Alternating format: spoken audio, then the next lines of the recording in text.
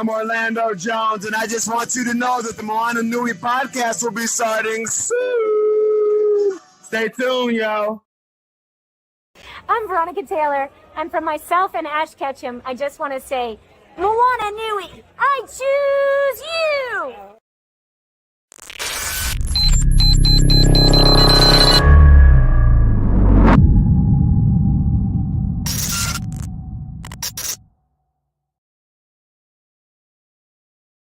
Aloha, everyone, and welcome to the Moana Nui Podcast. Thank you for tuning in, whether you're tuning in on Facebook, YouTube, Twitch, or on LinkedIn. We're so excited for this upcoming episode.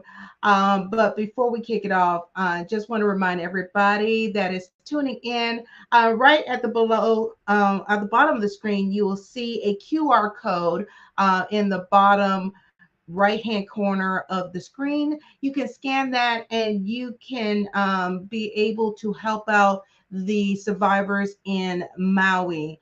We want to keep people connected to organizations locally in Maui that you can help and support to make sure that your money and your donations is going directly to organizations there that are helping people right on the ground.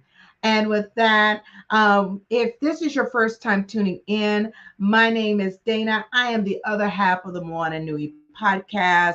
My co-host is unfortunately unable to attend. She is enjoying time with her lovely family that is visiting from out of town. So I will be handling the reins today. But for those that may or may not know me, I'm outside of being the other half of the Moana Nui Podcast. I'm also a photographer, a voice actor, event planner, and so much more. And today's episode, we are excited. This time of the month, we have a special segment with Sue Ann Hong from the Center for Asian Pacific American Women. That we help develop your talent. And tonight we have another amazing panel with Sue Ann. So I'm going to bring Sue Ann to the forefront. Hello, Sue Ann. Hey, everyone. It's great to be here at the Moana Nui Podcast. And as always, I'm always admiring how much you do, Dana. It's like you have 12 jobs. Yes. And Moana does too. Exactly. That's why I love you guys so much. Well, we're very excited about tonight's episode. We're going to be diving in about career management. And first, I'm going to introduce our first panelist. June Jimenez is an organizational development consultant to mission-focused organizations. June's work focuses on the people, systems, processes, and technology needed to help organizations deliver their missions while experiencing tremendous change. June brings over 20 years of professional experience to each engagement gained through her work across nonprofits, government, and private sectors. June is also a mother to a 10-year-old rabbit rouser, partnered to a retired police and military professional, and passionate about social justice. Help me welcome June. Welcome, June. Thanks so much for having me. I am so excited to be here. And by the way, let me add my 2 cents about June, who is, by the way, vice chair of the board of our organization. And she's been really leading a lot of work around our mission and our strategic plan. So she's a force. So for those of you who are looking to do that work in your companies, call June. Appreciate it. We'll definitely make sure we share contact information that each person is comfortable with, so everybody who is watching, whether live or in the recording, can get in touch with our panelists. And our next panelist I would like to introduce is Sandra Yang Scirpo. is a seasoned professional with a proven track record in driving strategic transformation and fostering business growth. She worked with a diverse portfolio of clients ranging from Fortune 500 executives to small business entrepreneurs, focusing on revenue generation strategy, loyalty programs, and operational excellence. Driven by passion for helping leaders make a meaningful impact, Sandra founded Y4 Consulting. Her mission is clear: to bridge the gap between visionary ideas and effective execution, ultimately delivering quantifiable results for her clients. In addition to her consultant work, Sandra holds a key position leading the go-to market readiness for world's largest consumer cyber safety services and support organization. As the head of strategy, Sandra plays a pivotal role in aligning the organization to achieve key business objectives.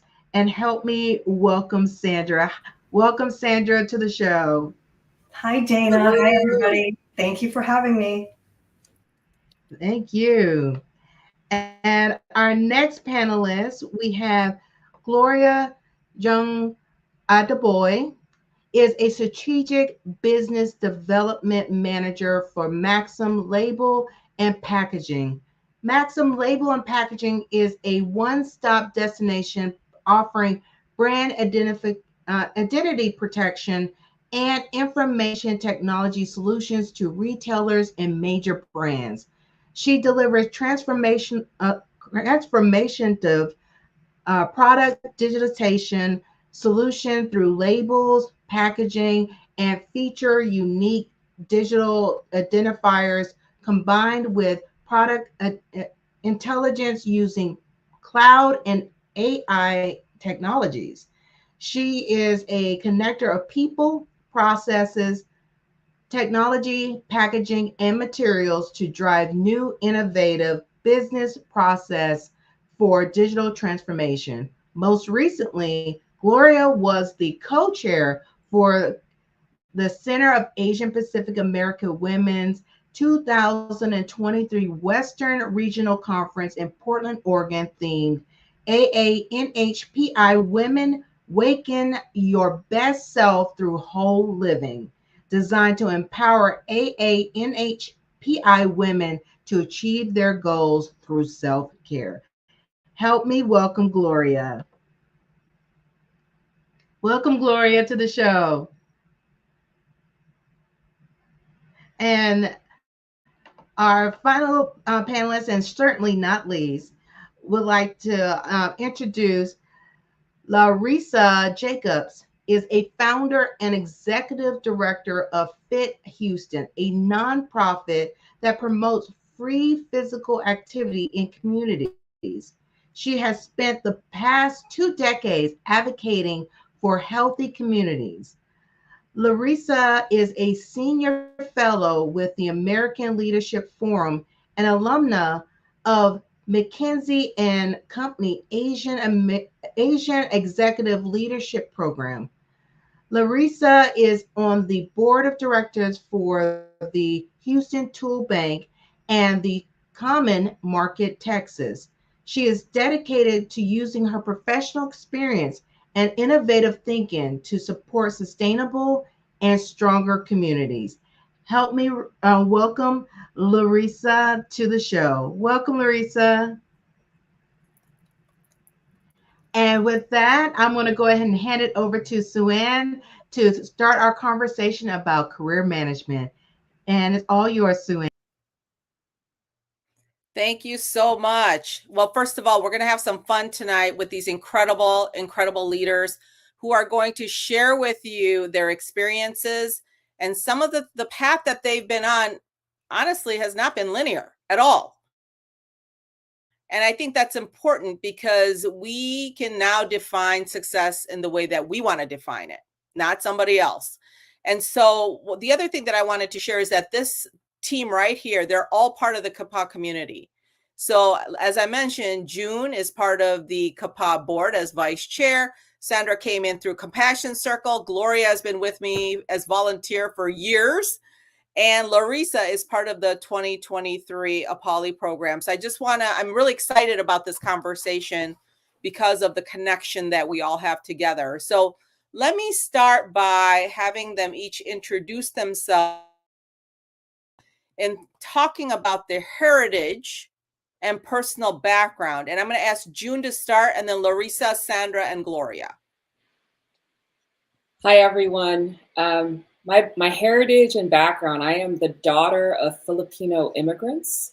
I was born and raised in New York City. As a result, I was in a part of New York City where there weren't that many Asians. I really grew up around a lot of Puerto Ricans and Dominicans. So with my last name being a Hispanic sounding last name and me looking Hispanic, my ethnic affiliation is very much a Latina. And it's something that I have later come to terms with and really trying to figure out how I can blend my New York experience with my strong family heritage. A key value that I live by is integrity.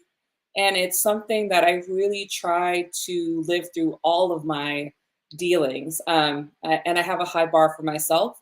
And of course, I fall short, but I try to do that in everything that I do. The name of my firm is called Tama Solutions, and Tama means integrity, because I know what it was like to be inside a nonprofit and desperately needing the help of a consultant and them not being able to deliver. So I try to be that consultant that nonprofits need so that they can do the work that they do best. I love it. And by the way, is mom of a beautiful daughter. Don't forget that. That's probably one of the most important things, right? Absolutely. I am a mom of a beautiful 10-year-old daughter and a partner to someone who served our country in many ways. Absolutely. Thank you so much, June. Larissa.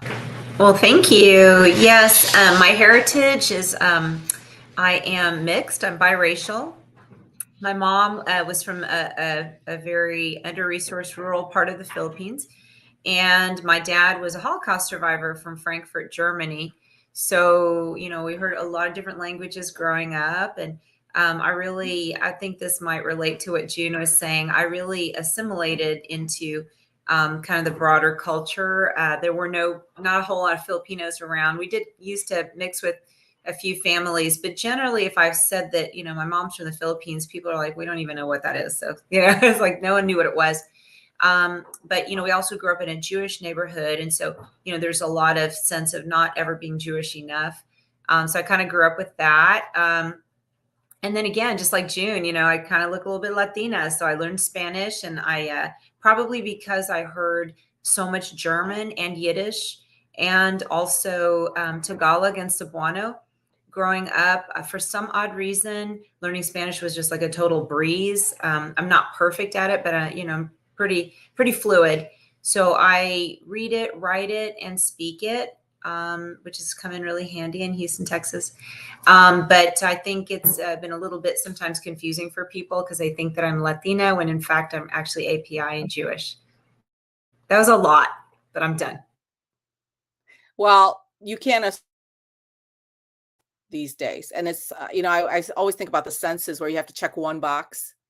And frankly, I'm not even sure that's valid anymore. So yes, to your point, you're on many things, and we're going to explore more of that as we have further conversation. So Gloria, how about you? You're on mute, Gloria.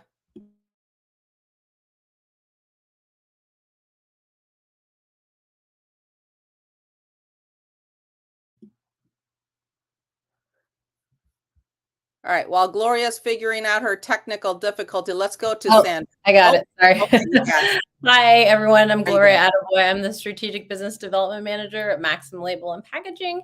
I was born and raised in Portland, Oregon. I'm third generation Chinese American. I did all my schooling. My siblings and I were really lucky. We were raised in the same neighborhood. We had all the same friends. And when I went to college, also that first year, my parents decided to open a Chinese restaurant, and we had a great community of school and neighbors and community to be able to grow up with here in Portland. Being one of the fewer Chinese American families, we always felt a great sense of support and community. I went to Portland State University, also stayed in the area. And so what that leads to is like you have like anywhere you go in Portland, it's like between relatives and family and coworkers, you're always running into someone, you know. So it's, while Portland's a city, it always feels like a bit of a small town.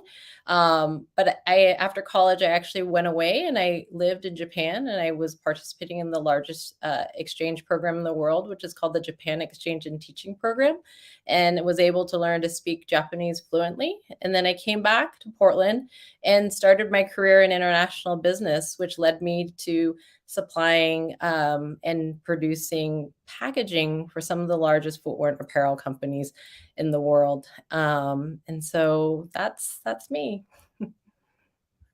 I love, again, it's not a linear path, and there's some unexpected things and you would never know, but talk to people, individuals, right? So this is wonderful.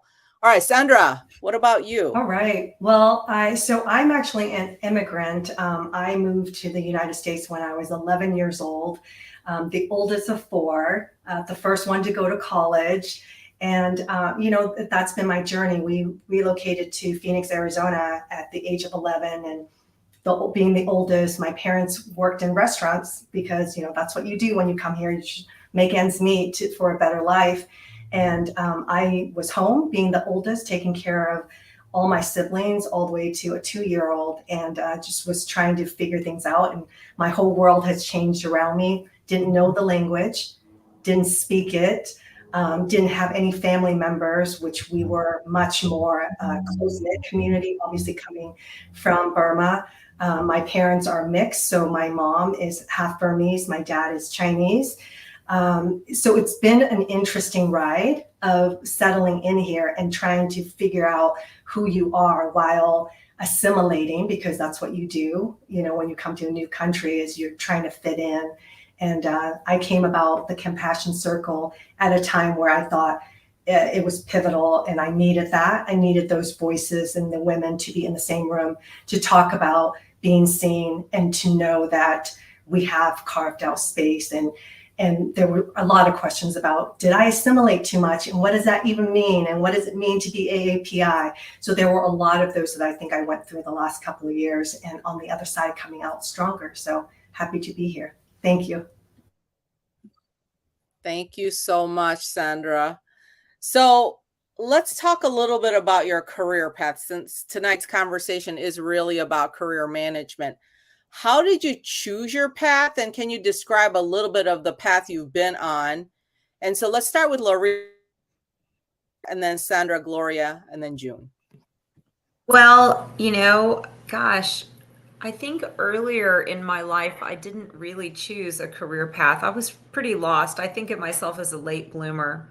I love languages, and I take to anything linguistic pretty quickly. And just, I guess in kind of like my other life, I would have majored in languages just 24/7 because I enjoyed it so much. But, I kind of wound up very creative. My first love was gymnastics and dance. I was a very creative child, very creative person. But, how do you earn a living, at something like that? So I wound up, oddly enough, I decided to buckle down and get an MBA. And it was hard for me, but I did it, and I did well and all that. And then I was like, well, I don't think I'm ready for like a job type job right away. So I had just had kids, and I had spent also a few years in public school as a teacher. So I did have some work experience. And I decided to go to work for the YMCA, and they immediately put me in charge of these family programs for healthy weight and for, and we learned about evidence-based programs. I didn't even know what that meant. But these were National Institutes for Health programs, CDC programs. And just, I don't know, somehow I wound up managing all the 20 health coaches there. Eventually wound up reporting to the, the CEO. And then I learned about fundraising. I learned about contracts with large hospital systems. And Houston is Greater Houston is such a big city. So I really think so many times I was just like, I don't even know what I'm doing, but I'm having fun doing it. And nobody mentored me. So you're really out there on your own. So I don't know if I chose my career path. It's a very niche thing that I do because I now have my own nonprofit. But I think just along the way, things become clearer. So I think some of us are just late bloomers, and whether it chose me or I chose it, I don't know. All I can say is I am living my purpose, and I do feel pretty authentically in that space every day. So maybe you just figure out what you can tolerate and what you can't. And somehow that shapes you. But that's the best answer I can give. I don't know that I set out and said, I'm going to have my own nonprofit doing free physical activity. I don't know that I thought that when I was young, but here we are. Well, first of all, who gets up in the morning and goes, I think I'm going to be in a nonprofit? Like when you're, that's not real, right? For part. I mean, most of us are like, what are we doing? I don't know. So I totally can relate to what you're saying, though, because it wasn't clear to me either. So, but the point is you figure it out along the way. And that's the journey part that we want to explore further. All right. So, Sandra, what about you? Yeah, so probably similar to Larissa, I feel like I was a completely late bloomer. So throughout kind of the last few decades, I always feel like, oh my gosh, I'm so behind. Or I look at other people and I go, wow, they've achieved so much. And I've taken kind of a different route. But I think in the last few years, what I realized is that I've done what I needed to do and I'm completely comfortable with it. So I was a super creative child, always sketching, always drawing. I was doing, paper cutouts, designing clothes and all that stuff. So in high school, before going to college, I thought, I want to be a fashion designer. Like, that's what I want to do. I'm going to go enroll in FITM and do all that. To be perfectly honest, when I found out, I actually in college went to a recruiting event, and it was, I forget what it was, maybe Mervyn's or California or something. They took us out to San Francisco and they were like, the starting pay is like 30 or 28,000 or something. I'm thinking, how do you live on $28,000 in San Francisco? Like, you have to get a 1-bedroom with 10 people. So I think that kind of alerted me to like, I don't know if this is the way to go. I had a high interest in psychology. So I actually started in psychology as my major. And then I did a study abroad program, which really sort of opened my eyes, changed my life. So for anyone listening out there with kids or kids who are listening, I think do that. It expands your horizon. Don't stay in your bubble.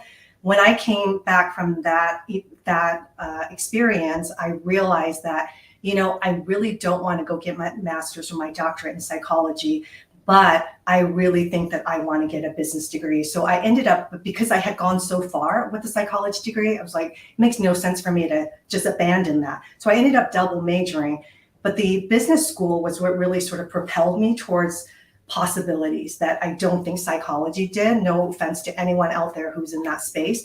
Personally, for me, I was like, okay, business is where I need to go. Part of it at the time was all about, oh, wow, people are getting like 4 offers in supply chain management. I'm like, that's what I'm going to go do.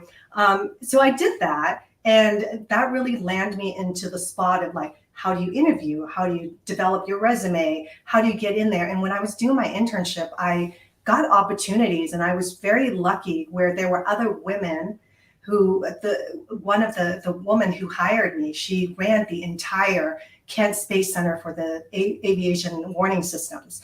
And she saw something in me that I don't think I saw in myself. So she had me do a lot of things that in that internship that really opened my eyes, like researching contracts and doing various components that I think really sort of awakened something in me to think, oh, wow, like there's so many interest areas that I do have, and these are the things that I can do. So I think there's been those moments. At the time, I don't know that I recognized it for what it was. I think looking back, obviously, I'm like, wow, these people did shape my life or open my eyes to something else. So again, you talked about not being linear. I don't think it's been linear. I mean, I went from then going into procurement, working for Boeing, to jumping into more marketing and loyalty for a really long time. So, and then that's the space that I found myself, was the B2B client management space. Absolutely love it. I think that once you handle clients and been in the hot seat, you can do anything.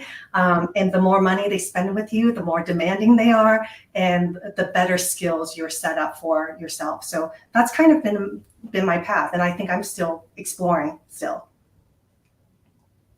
I love it. And by the way, I'll have to share with you guys the first time I had to handle a customer complaint in New Jersey, and when I was with State Farm. It's like, oh my gosh, I'm not in the Midwest, people. I'm not in the Midwest. So anyway, Gloria, how about you?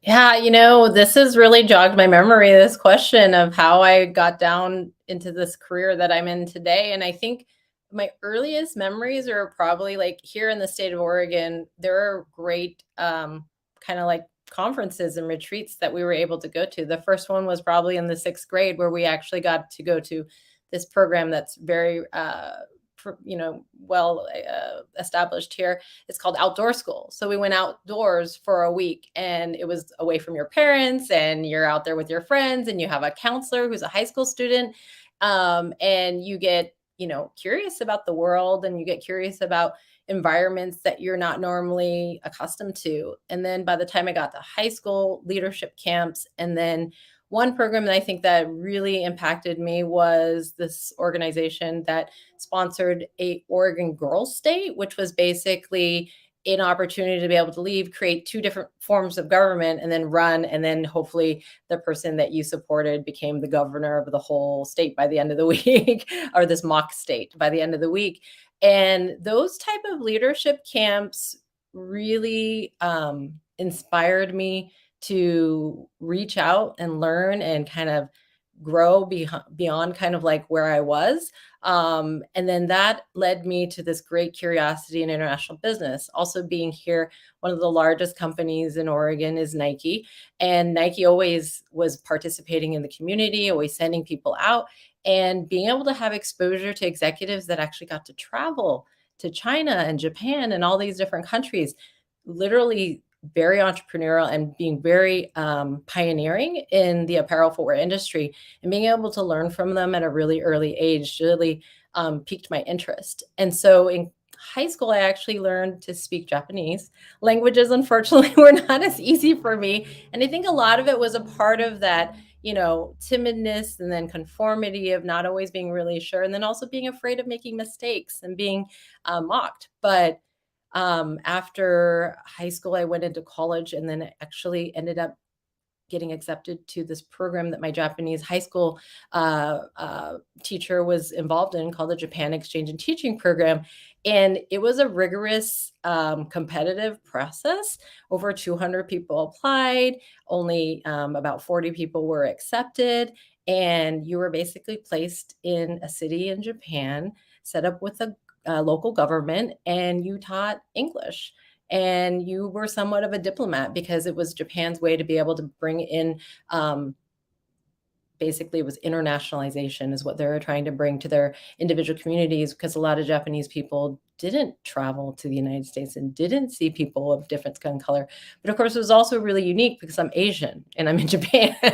And so that in itself was a unique experience, to be Asian and exposing Japanese kids to the fact that I'm actually American, and in the United States, not everybody is as blonde and blue-eyed.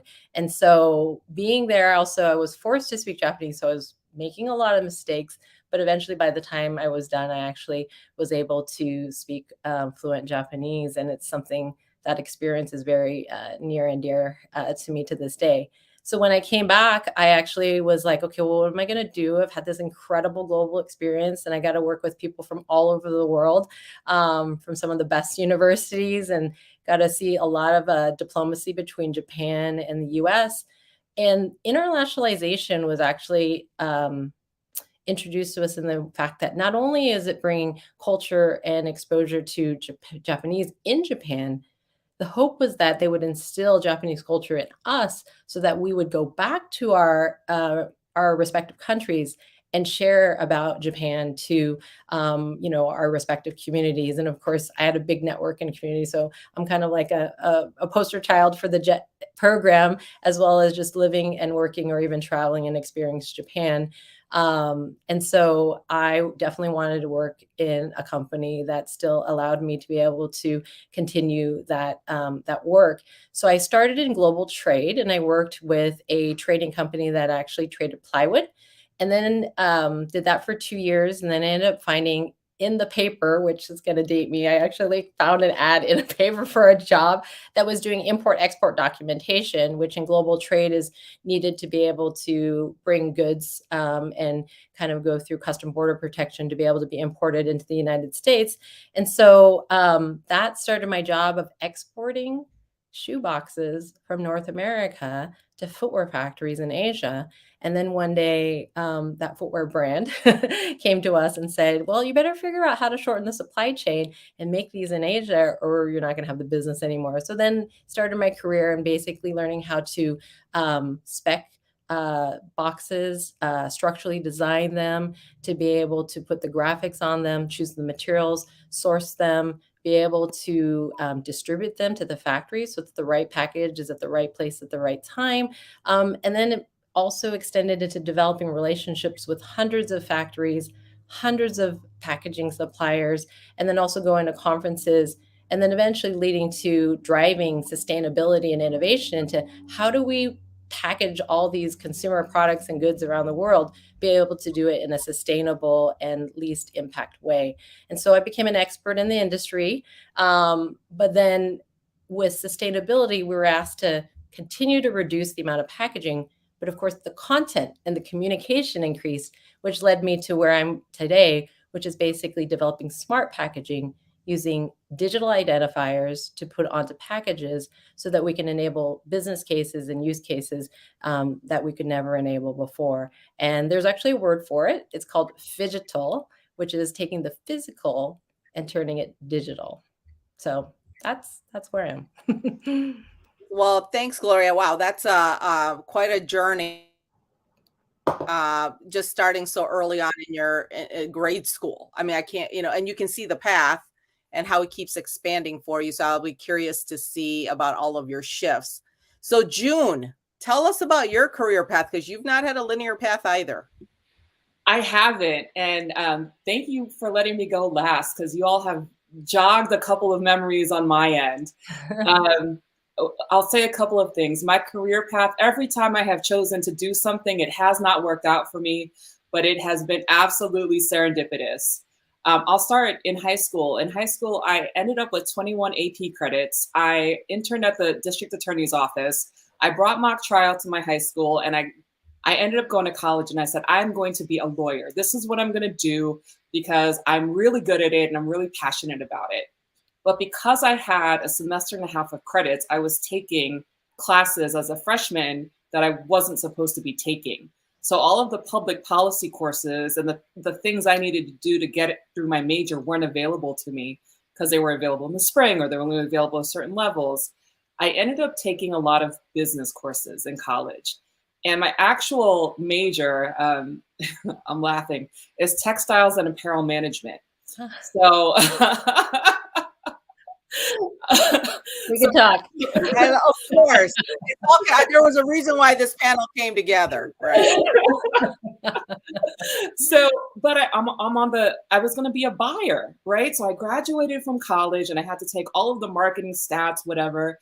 And then I went to all of the houses in New York, and I absolutely could care less what the next season's color was. I couldn't care if I bought pink shoes for this store or I bought gloves for that store. It did not matter to me. And I said, this is probably the wrong career for me. So I said, well, now what? I ended up getting recruited by a political campaign out of Mesquite, Texas. I was making $80 and working 80-hour weeks. I had tears in my eyes, and I said, I don't want to do this anymore. So I ended up coming back to New York, working for a city council member who became a state senator. And in doing that, it launched my fundraising career, which is the basis for what I do now. I was able to join a nonprofit that was funded through discretionary funding on the city level that folded because it didn't have enough capital. So I went to the absolute opposite of that. And I went to the richest private school in New York City. And I said, if I'm going to learn how to raise money, I'm going to be raising money from the rich people. And I stood there as they completed a $50 million capital campaign, as they did $3 million in major gifts, as I learned how to deal with really high net worth individuals who had their kids and were able to write checks for $80,000. That was more than what my mother was making a year, and they could just give it to a school.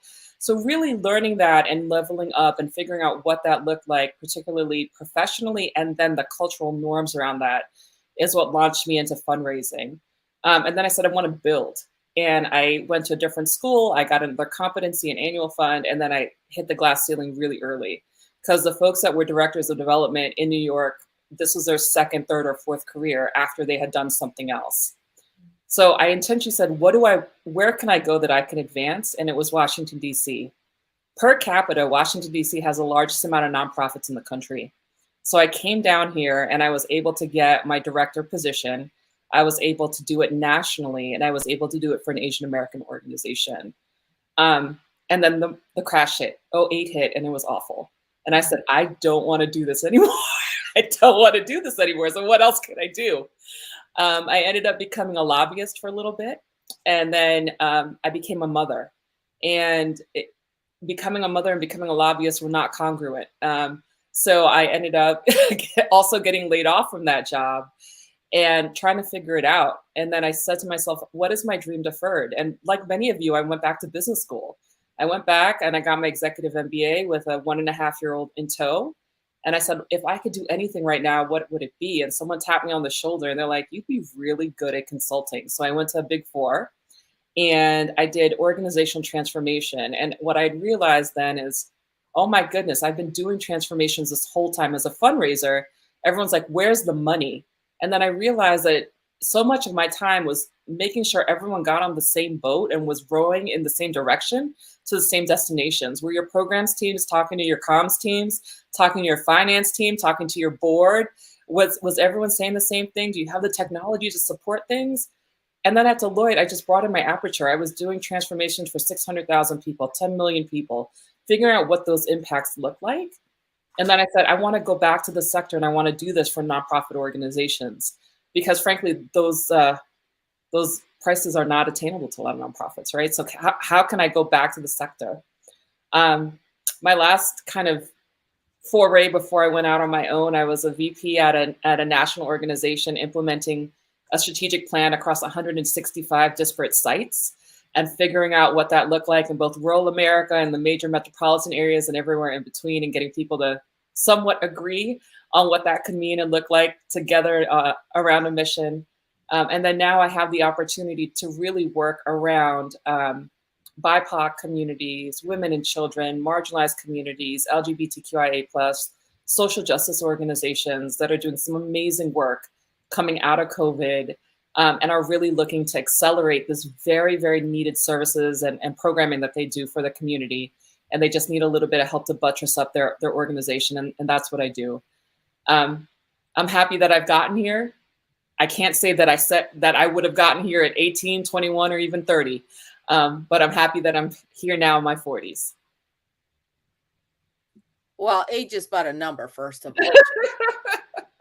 And by the way, it's not the age, it's about the experience and what you bring to the table working all those different sectors. I mean, that's huge, especially when, the client understands that you understand what they're going through, right? That's huge. Mm-hmm. So let me ask each of you to give one example of where you made a shift and what was kind of this lead up to that shift. Like what was I want you to share one key factor because I want to make sure we get through some of these other questions. One key factor that really kind of made you shift. So what is that example? So let me go ahead and start with Sandra. Yeah, I think mine is more recent in the sense that I started Y4 Consulting earlier in this year. And the reason for the shift really has to do with me looking at where I'm at today, what I've done in the corporate space, I've worked in 10 people startups to, people with thousands of employees. What I've always done is being able to kind of connect the dots and attain the goal. So whatever the vision is, and bring that to reality. And I think that what I started to think about the last year in particular was around, what is that runway look like for me? What is it that I want out of it? What is it that I'm passionate about? And then to have the sense of purpose. And I do feel that starting Y4 Consulting had two components, certainly from bringing my skill set to the table, but then making it accessible. So one of the things that I've realized is that people have a hard time from an integration of your vision to reality. And when you look at some of the startups and smaller companies, they struggle in this space, and they're not going to have millions of dollars to go to like a McKinsey to do that work. And I can actually tap into my network and bring subject matter experts to help with execution. So I think there was that developing that help that I saw a need for is one. And I think selfishly, there was also a sense of this purpose of like, what do I want? So 5 years from now, where am I going?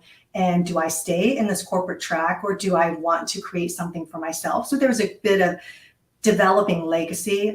It's Y4 Consulting because there's 4 siblings. Our last name is Yang. So I tell my siblings all the time, the name is already there. It's just a matter of when you want to join, and then we can amplify where we go, because all 4 of us are in our own respect successful and doing our thing.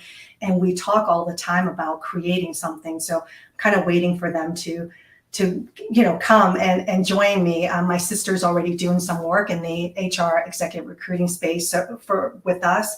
And I think I just want to create that legacy of like, what can we amplify and feel purposeful that I'm doing something for myself. So accessibility is, I totally get that, because I deal with the same thing with the Center for Asian Pacific American Women. It's all about access. And the second thing is, it is not selfish to think about what you want, everyone. Okay. It is not selfish. And in fact, that's healthy. And so but unfortunately, a lot of times we wait till in our career to think about that, because we're always serving other people. So I love the fact that you brought that up. June, how about you? My inflection point was a deep examination of going from external to internal. I was chasing external accolades. I was chasing achievement. I was chasing validation, but that validation came externally.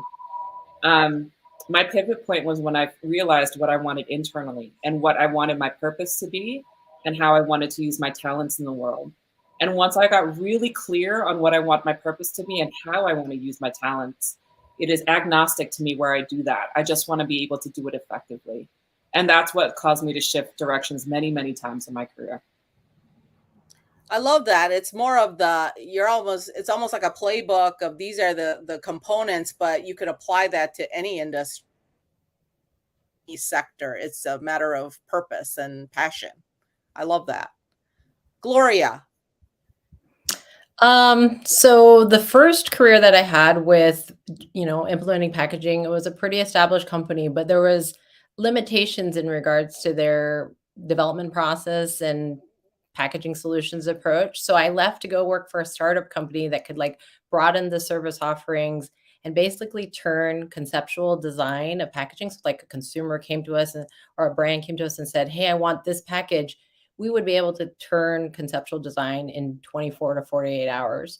And traditionally, when you give a designer or someone time, they'll say, oh, well, give us a month, and it gets done in the last 24 to 48 hours. We tried to shift that all to the beginning, and it was incredible. We got to work at a small startup company. We got to work with Procter & Gamble and solve great, packaging solution projects for them.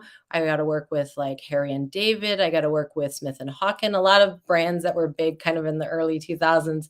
And it was really amazing. My trajectory and my growth at a startup company to wear multiple hats gave me transparency to be able to see up and downstream of all the components of a business. So that was an incredible experience. But as you can imagine, burning the candle at both ends, we all fizzled and started to burn out. But eventually I was able to go work for a company that actually did food packaging. And that was really new for me. And I was able to learn about organic and kosher and a lot of these certifications and packaging, marking and identification and labeling that I was never exposed to before. I also learned about fulfillment. When you design a package and it takes 30 seconds, but if you redesign that package, and even if it's more sustainable, less material, if it takes 60 seconds, if you just double the time and then you multiply that added cost or all that time across millions of units, it's not a good design. And so I was able to look at fulfillment and the tactile are the aspects of handling the packaging and be able to drive solutions for customers in that way. And then the last one was basically being able to scale a design studio and be able to implement processes across many different countries. That was like amount of experience that only a volume customer could provide to you. But with that experience also comes sometimes envy, and sometimes people can get intimidated by your confidence. And I was kind of rolling down this process of landing clients. And I was the only salesperson that was actually landing it because I had this really rich history and I felt very proud of it. And I would go into meetings and I bring a lot of pride into it. But when you work in a revenue environment and you are kind of always being kind of looked at as being, having a unique experience, some people don't always like that. And sometimes they'll try to start to take things away. And my particular situation was I had an executive that wanted to level set all the salespeople, but I came to the table with a really unique experience. And I also had a unique contract, and they offered me a new contract and they asked me to sign it. And I was like, I'm not going to sign that. That's not as good as the contract that's evergreen that I have. And so we didn't see eye to eye on that. And I just knew that I could leave and be able to take my experience somewhere else, which led me to actually going to a company that when I was able to look at sustainability and reduce packaging, brands were always wanting more content and more communication. There was more regulation and more compliance. And so there was actually a digital trigger that actually could take the image of a picture. And just like how you can scan a QR code, you could take your phone and you could scan it. And so I actually went to that company and I learned all about digital triggers, how you can embed it into packaging, how you can take hardware like handheld devices and other types of vision systems and scan it. And then once you can get that data, what you can do with that data can digitally transform a company to be able to make them more profitable, make them more sustainable, or create, greater value and connection to be able to grow their business. And so that experience in itself was, every single time I left a company, there was fear, there was questioning, but I really got to the point where it's like when opportunity presents itself or something changes and you're getting to the point where you're like, I don't want to do this anymore, just to move forward. And that's kind of where it's kind of the shifts in my career have helped me grow, even in the points of like fear and intimidation and uncertainty. So one of the things that I'm hearing from Gloria is this constant curiosity. Every time you move, there's some you're expanding your knowledge, your depth of knowledge, and that's really adding to your portfolio, which is why you ended up with the unique experiences that you had, because you're expanding constantly. Yeah, I love that. Sometimes we get and to your point, right? That could cost.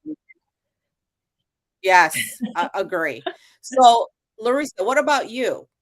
Well, gosh, I think that I don't know if you all can relate to this feeling of just kind of tucking under sometimes that we do when we work in a company. And so, I think in whatever way I was raised, whatever messaging I got from my parents who survived terrible war, World War II, my mom in the Philippines, and just, I think just the Japanese occupation there, she had seen some really difficult things. And then, of course, my dad surviving the Holocaust, there was this messaging that I was raised with was don't try too hard, don't speak up, be quiet, sort of like knuckle under a lot. So, and I guess I was just a little bit, confident enough as a kid that they were always trying to I feel like they were always trying to get me to be quiet and settle down. And so I kind of, that was an unfortunate message because I think working in companies, I strived to be the most efficient, the one with all the answers, but that didn't talk too much. I would go into meetings with all men. And I would come out of the meetings and sometimes other women would say, cause as I would rise up in my career, they say, wow, what's it like being the only woman in the room? You must, I said, well, frankly, my technique is to be very quiet and only speak when I think that, they're going to listen to something I have to say. And then later I thought that's crazy, but that's kind of how I survived for a few years and I kept getting promoted. But all the while I kept thinking, I'm just the very best at playing second. So there's a lot of ego there too, thinking, why am I quietly obedient? And why am I always the one that has all the files? Sorry for the noise. Clearly there's another boss here. That's all I want to say. But, I think I kind of vacillated between be a good girl, be quiet, have all the files in order, have all your answers, bring in funding. I did fundraising, bring in those contracts. If you don't know what you're doing, you'll figure it out through very, very hard work. So, and I was also a workaholic and I still am. But I think, I was invited just to the right tables that eventually I kind of let that other voice say, hey, why not? Why not be fully in charge? You don't need to tuck yourself under someone else's wing anymore. And so that's super scary. I was invited onto, I had spent time at the YMCA of Greater Houston and I had worked my way up until I was reporting to the CEO. And then I took on a big portfolio at my next job as a vice president of health strategies at the American Heart Association. And so then I was invited to so many of these convenings and tables and, I entered a pitch competition and I won. And it didn't come with any funding, but I had this team I put together and they were motivated. And so was I. So I literally, this is just bootstrapping. That voice was like, you don't have to play second. You don't have to be the good girl. You don't have to not try. You don't have to be quiet. You don't have to sit down. You don't have to not be noticed anymore. So I just took this concept and I started pitching and I started calling people that I thought would want to fund it. And I quickly got seed funding and started this nonprofit. So, I don't know if it was just maybe me just figuring out, you're going to be very uncomfortable while you're learning. And, Gloria, you talk about a little bit of fear. And for me, it's a sense of self-doubt, but I know I had a couple of panic attacks probably in there somewhere, but I did it and it's fine. You adjust, you pitch yourself into the woods. You don't know what you're doing. You're terrified. You're feeling like an idiot. And somehow the ship rights itself and you learn and then you're kind of comfortable and it's okay. And the funding comes. So, that's, I guess, kind of my experience. I was definitely in the room with the right people at the right time. I have very good relationships. And for this, I'm extremely grateful because you don't do anything alone. And, I asked for a lot of connections and things. And so that's, a little vague, but that's kind of my experience. Well, I love the fact that you had the tenacity, right, to say, I don't need to play second fiddle here any longer. I love that. And at the end of the day, I'm curious, what gave you the gumption to say, maybe to go against the grain, because I got a lot of messaging from my parents, my mom, especially when I was getting ready to leave a corporation. She texted me and said, your dad and I talked about it and we think you should stay, and how about no? And so you've got to have something in your, strong enough in your own voice. You got to have enough confidence to actually say no to all these people that are telling you don't do it. Mm-hmm. How do you do it? I'm just going to open this one up. How did you do it? I think for me, I was offered some very big jobs to stay. They were, I was getting ready I was on the pathway to take a large national position. And I fell in love with community. I was working in very under-resourced communities. And there was it's just, I'm of two minds. I always greatly admired Mother Teresa and people that give like that, but then I also have an ego, and I liked my vice president title, and they were going to give me a bigger title and a lot more of this and that. And it just, at the end of the day, it's who am I? How many years do I have left? Is there something that I could do that would actually serve the world in a greater way? And am I willing to take a pay cut? And my poor husband was like, "You're going to do what? You're going to make how much?" So, but I think we see that it's making a difference. And so, I think it's just sort of, what do you have to give? How do you want to give it for the rest of your life? What is your life made of? And what is your purpose? And this is it. I found it. So not every day is great, but most days are pretty awesome. I love that. To Sandra's point about the legacy piece, right? Building legacy. Why 4, right? Yeah. So, all right, who else? Who else says, how do you like take all those voices and put it to the side so you can follow what you need to do?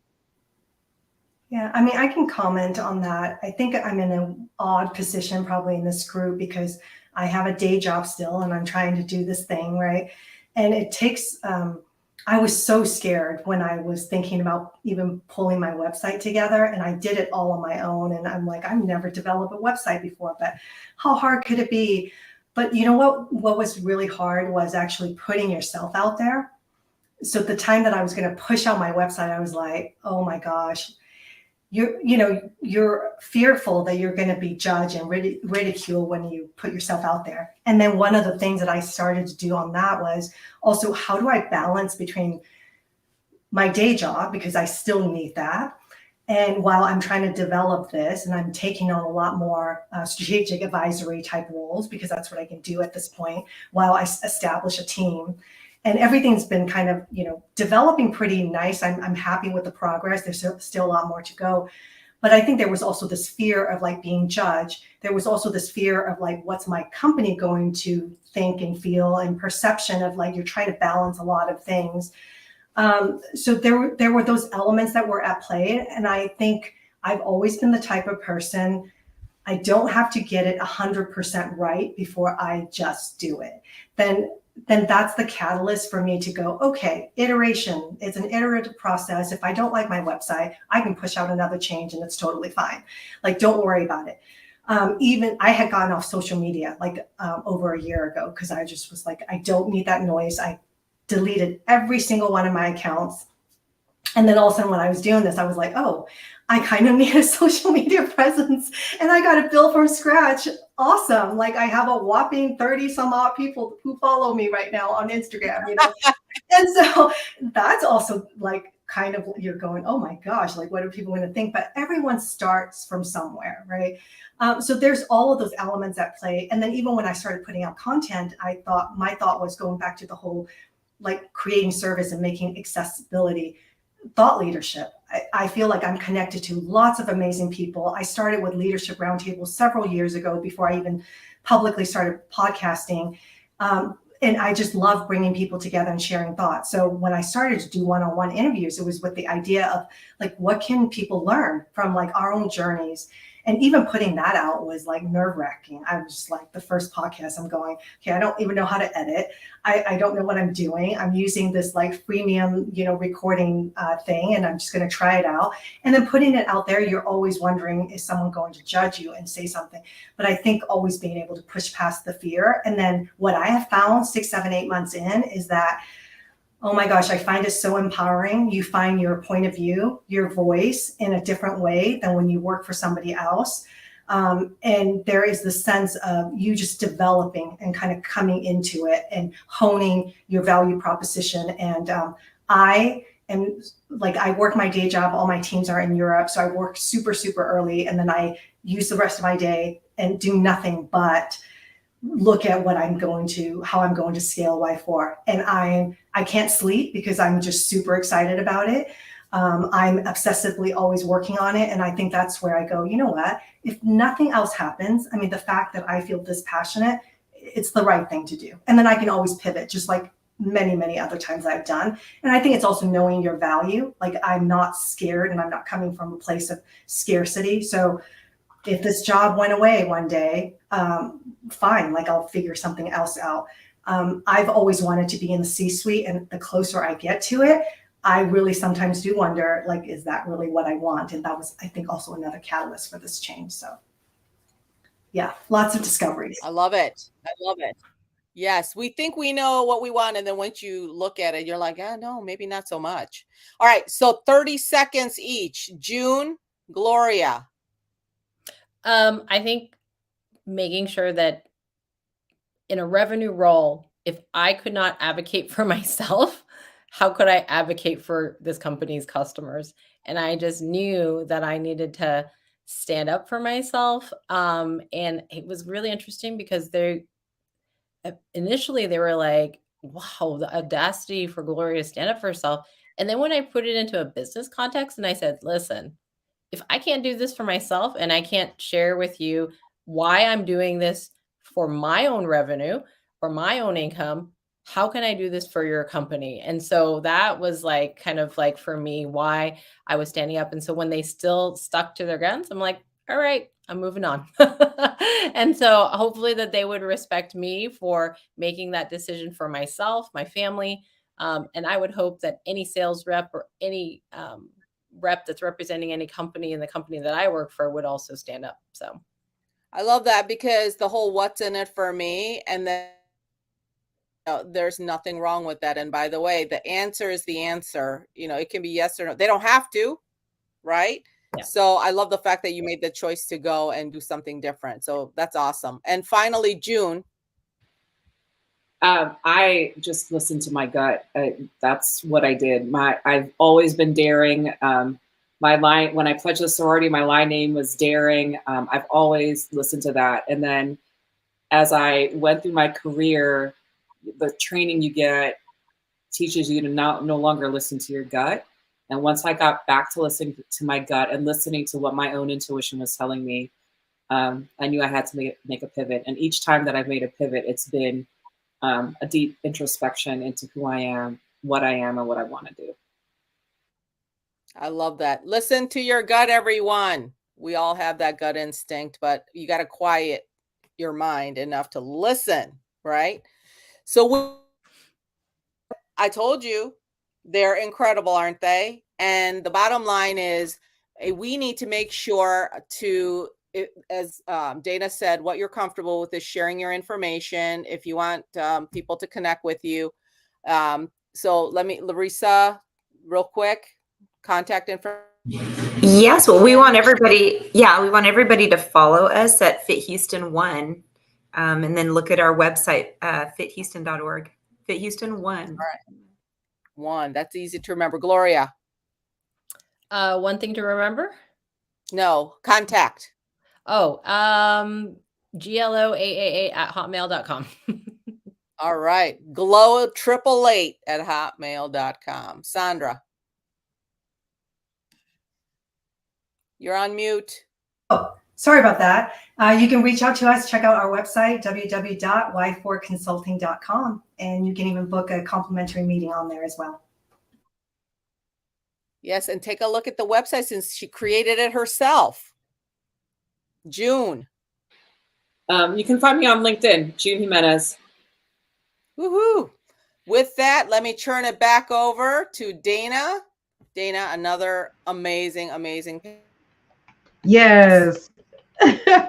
As you all can see, and just like Sue Ann said, we have such powerhouses right with us today. These women are phenomenal and they're doing some amazing things. And I know each of us have had our own journeys within our careers that we had to pivot and U-turn and make a right turn. And then sometimes we had to recalculate as we were finding our way. And I love the information that each of them shared. Definitely, if you're watching it on the replay or live, definitely follow each of them on either social media, go to the website, reach out to the organization, especially if your company, your organization could utilize working with them. Definitely reach out. or if you're looking for speakers for your company, especially for your ERGs, definitely reach out to each of them to try to book them, because trust me, Sue Ann knows I'd like to do that. So ladies, be on the lookout if I reach out to you. But I'd like to thank each of them for their time and also giving their experiences and their wisdom to share on tonight's panel.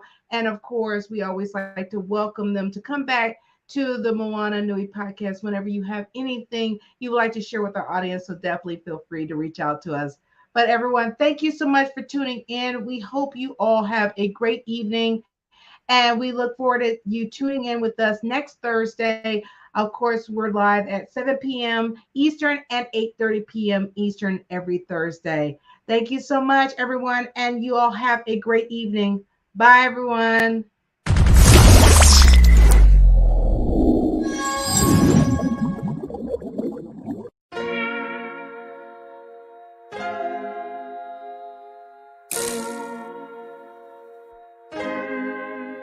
So many stories left to tell, even if we have to ourselves. Can't keep history on the shelf. If we won't tell it, we will. If this the land of the free, it was a freedom then, when they annexed Hawaii and called it Cedar Lands, without any type of payment and no signing off. Called themselves the Republic in 1894.